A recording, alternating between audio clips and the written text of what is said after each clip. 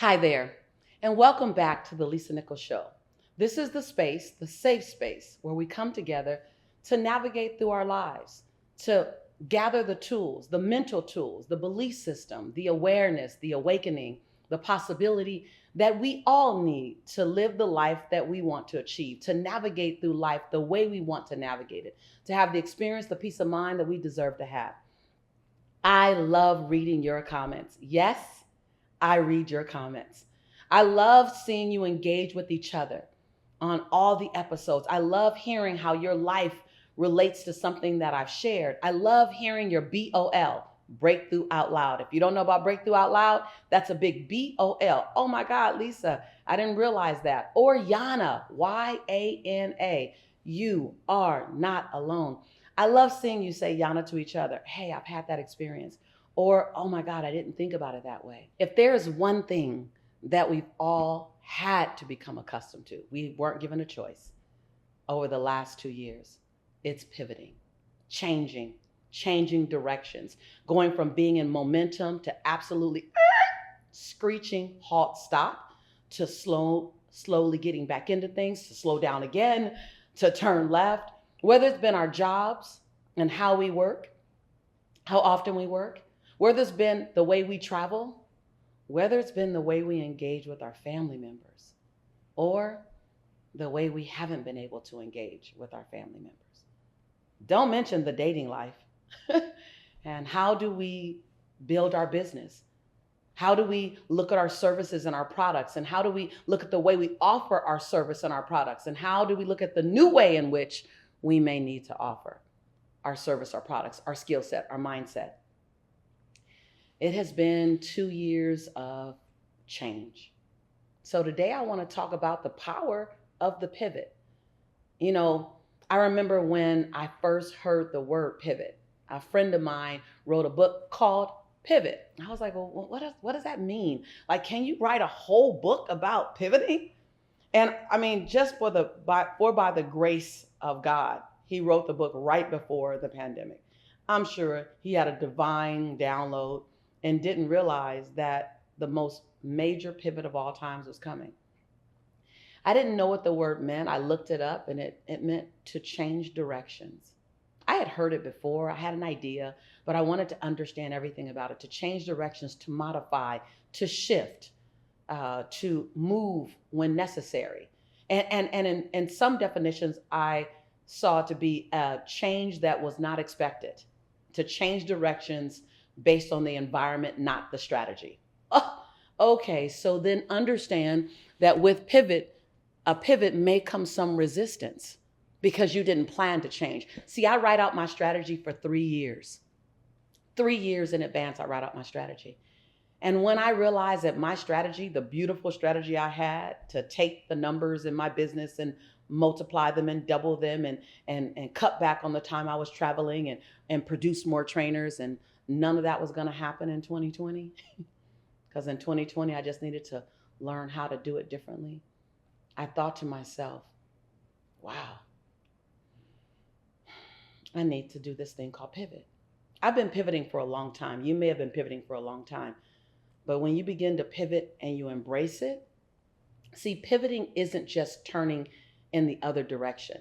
It's making an intentional choice to change directions with power and grace and ease, along with uncertainty. See, most leaders like you and like myself, we don't like uncertainty. We want certainty and clarity.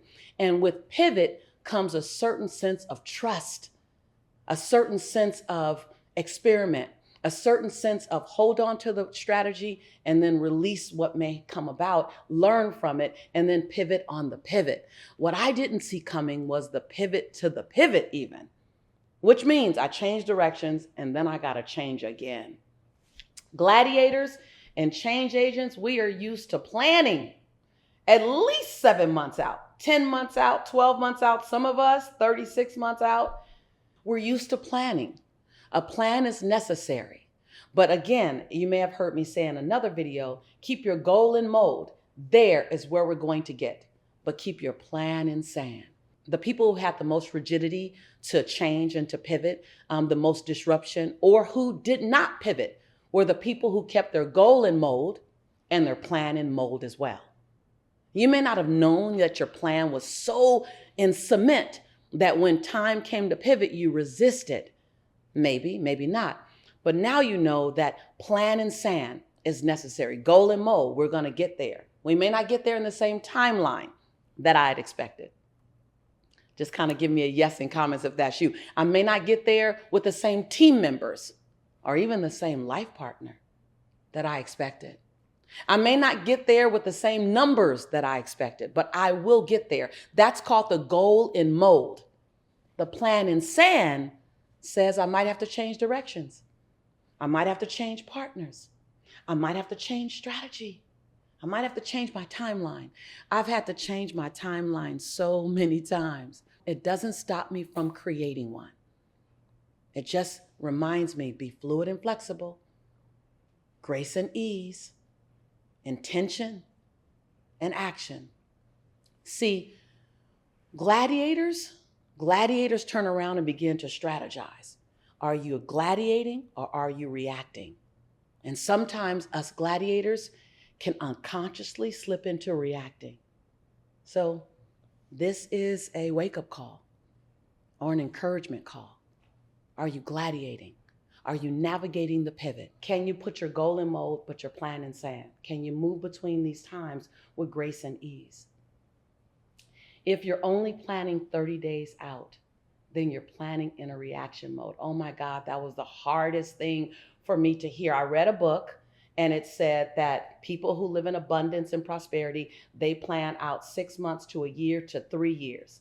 People who live in scarcity and lack, they plan out 30 days. Ouch. I was planning out 30 days at the time. So I want you to think about 7 months out. Think about 10 months out from now. Where do you want to be? Where do you want your family? Where do you want your relationship? Where do you want your health?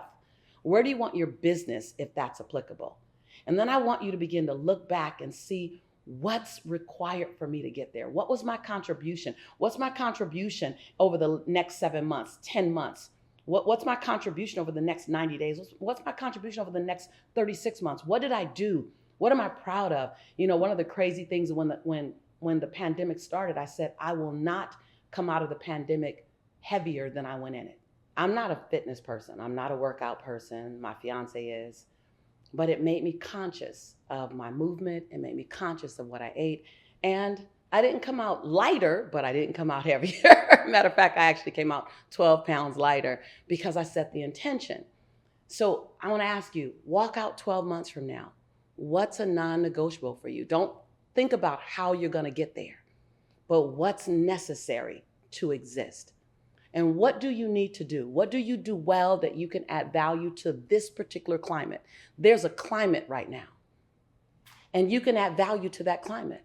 How can you add value to that climate? Sometimes it's about what grows out of the ashes.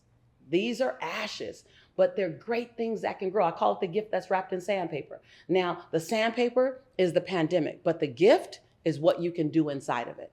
When you plan 7 to 10 months out, things will shift and change. Now, when you get comfortable with planning 7 to 10 months out, then plan 10 to 18 months out. That's totally, totally fine. I'm still a firm believer that you should plan ahead, but also believe that there are times when you need to pivot, and then your pivot needs a pivot. So keep the goal in mold, where am I going to get to, and keep the plan in sand, how I'm going to get there. So often when things happen that weren't a part of the plan, people tend to throw their hands up and give up and say, I tried, and stop taking action. I want to invite you to develop, exercise, strengthen your pivot muscle, because you can see more of who you are and gather all that you've come through and use it all in the moment when you must pivot. See, it's not about you being able to run and to stay standing. It's about your bounce back muscle. When you trust your bounce back muscle, then you'll trust yourself to run more, to leap more, because you know you can bounce back. I can't tell you how many times I've pivoted and ended up with even better results than I originally planned. Did you hear me? I mean, like, I had a plan. I thought the plan was amazing. Then all of a sudden I had to pivot. When I pivoted, the outcome was better than the plan that I had originally made. The reason, because I'd laid the foundation already of the plan. And then I leaned into the pivot. And when you lean into a pivot, you're actually responding to now times now. So many times I found myself at an event and I had a strategy. I had a run a show is what we call it, how we're going to deliver the event. And I'm inside the event and I'm delivering content and the audience is saying, we need personal development. And I'm teaching speaking, right? I love teaching speaking and I love teaching trainers how to train. But the audience is saying, my soul is empty. My soul is tired. My family's wondering, what am I doing? I'm a weird visionary. And they're thinking that I'm on this other planet within the house. And I would stop the training and I would simply allow people to turn to each other and recite things like, I see you. I see who you are. And I believe in you. And if no one else gets your vision is still okay. If no one gets your vision, it's because God didn't give your vision to anyone else but you. And I would see the room go, and the tears would flow, and the hearts would open up. And it wasn't even in my plan. It was a pivot because the room called for it. Remember, this show is not just a monologue. This show is a dialogue. This show is a conversation and a community. I would love to hear from you. I would love to hear a comment below. I would love to hear you share with me. How are you pivoting right now? How have you resisted the pivot and now you're like, okay, I get it. What goal do you have that's in mold? That means it's non-negotiable. But what plan are you creating that's in sand? That means you're staying fluid and flexible. Let me know how you're pivoting these days. Let me know how you're navigating through these times that will be historical.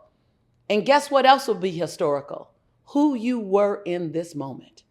When you turn around 10 years from now and you say, back in 2020, 2021, when that thing happened, that's long over now, hey man, this is who I was.